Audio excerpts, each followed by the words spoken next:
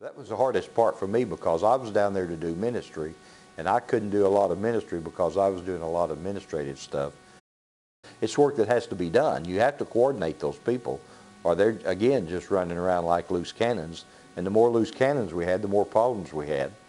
One of the things that happened to us is we had an FBI agent that brought one of our chaplains up.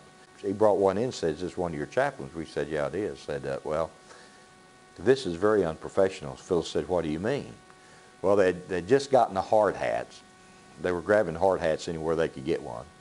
And they were taking a magic marker and just writing chaplain across the hard hat and putting a cross on it. So that's really not very, how do we really know? Anybody can get a hat and take a magic marker and put a cross on it and write chaplain.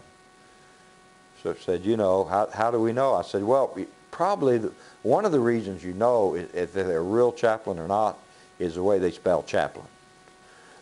If they spell it C-H-A-P-L-I-N, they probably aren't a real chaplain. So, I mean, we kind of laughed about that. But basically what we had to do is we had to go buy some stickers, and we put those stickers on helmets, and we color-coded them so that today the color was yellow. So if they had a sticker on their hat that was a yellow cross and said chaplain, we knew that they had reported into the command post and that they were legitimate and they were supposed to be down there.